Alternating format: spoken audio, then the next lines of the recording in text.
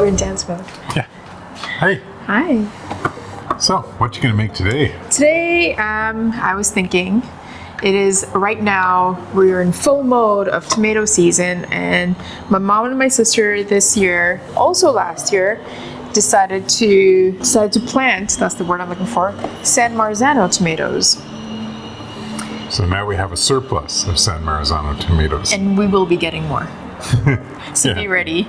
We've been waiting for these to ripen, and they're nice and ripe now. Some are in quite wrinkly, which is fine because we'll be cooking these out. And we decided that we'll make tomato sauce, but the easiest tomato sauce you will ever make, which only basically requires 2 ingredients, garlic and tomatoes. Olive oil or oil, I feel like it's a given ingredient in any cooking. And with the skin on, with the seeds in, we are then going to pulverize this in our pulverizer, aka the Vitamix. But you can also use a hand blender. Like a stick blender. Like a stick blender, which is what I used last year when I made this sauce. But I found You still needed to strain it. Yeah. Yeah. With the Vitamix, we'll see if we still need to strain it or not. You can leave it as is, or you can strain it if you find that you're still getting some skin bits here and there. But I mean, you're using pretty much all of the tomatoes, so it'll make the sauce really velvety, really silky, very creamy. So the advantage of these San Marzano Yeah. Tomatoes is they don't have a lot of liquid in them. Like when you cut open a regular tomato like this, it's full of liquid. And then when you make a sauce, you got to boil that liquid away and stuff. With the San Marzanos, you just sort of quickly cook them and they form up a sauce really, really nicely. Yeah, they're very meaty in terms Do you of cut the little nibs off?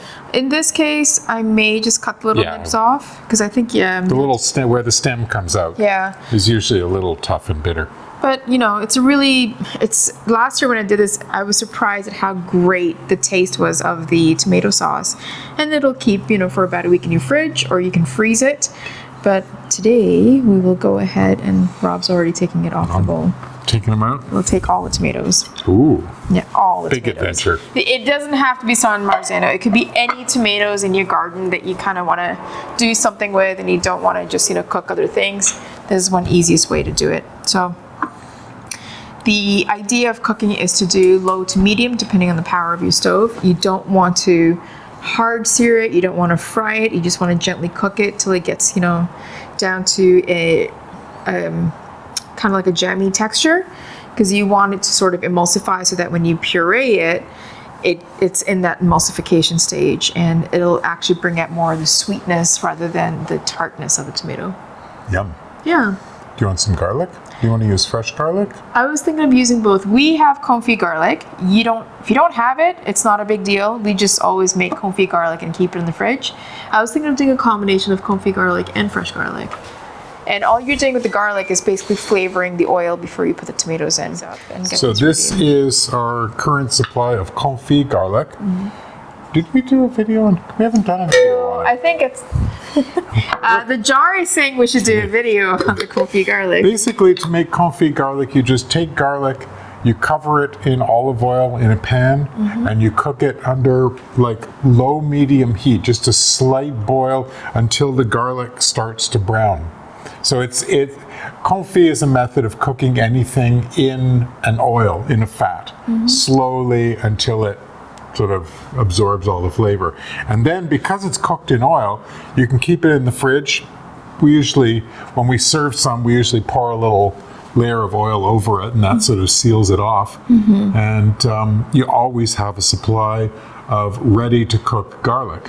I mean, this is our second jar of confit garlic, and we've had this for about 8 or 9 months. Yeah. So it lasts a while. Well. Yeah. How many, what did you want for fresh? Just 2 cloves of garlic.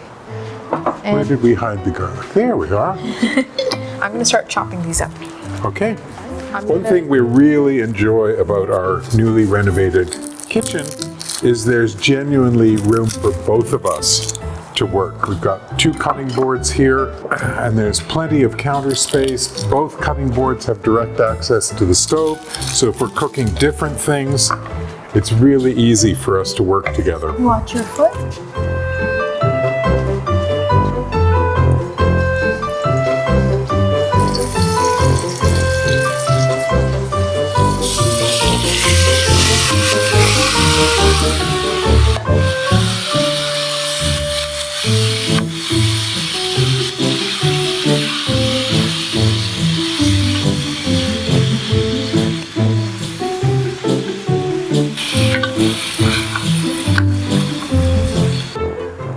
happens when it gets all blended and pureed together is that because you've included the skin and the seeds, it really creates a velvety, creamy texture where people may think you may have added cheese, but no cheese will need to be added.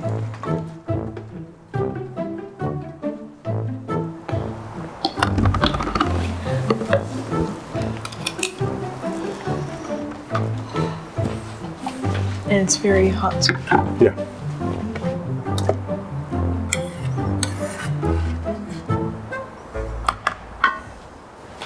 That's it. Put the lid on and pulverize. No. Come on. No.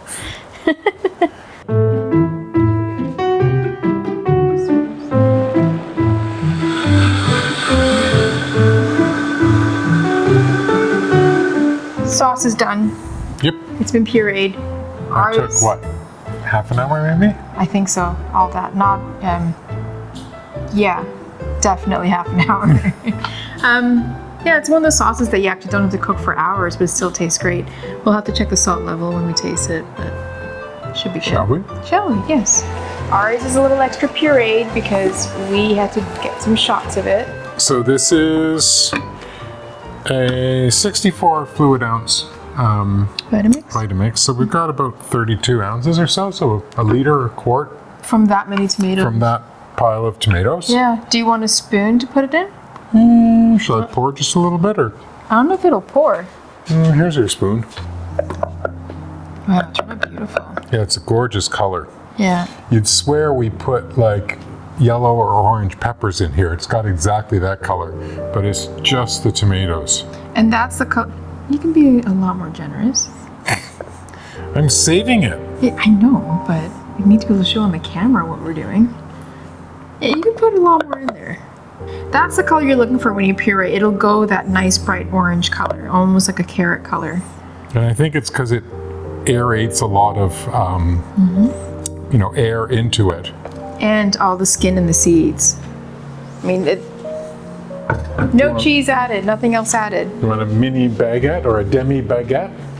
Okay, Debbie baguette. We made these baguettes yesterday. Can you grab that one?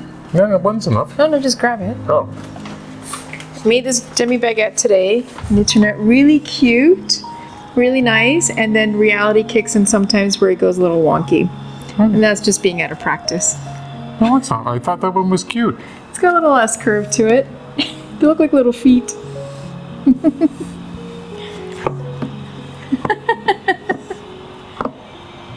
Let's break this one since it's a little wonky. Nice. Good sound. Yeah, it turned out really nice.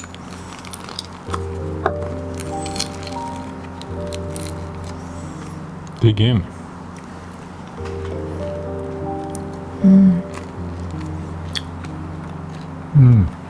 Nice and sweet. Yeah. That was good. Hard to believe that's just the tomatoes. You didn't add anything else to it. Just garlic and a bit of salt.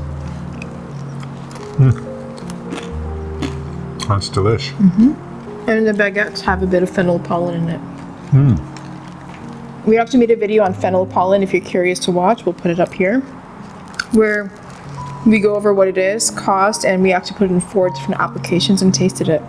Sauce is delicious. Great color. Quick and easy tomato sauce. And if you want, just add a bit more salt, but And that is totally pureed. yeah. Yeah, we didn't have to strain it at all. There's a reason people get excited about Vitamixes, including hers. They really do an incredible job. Because I know last year when we made the same sauce, same way, using a regular Hand blender. a hand blender, we also needed to strain once you were done.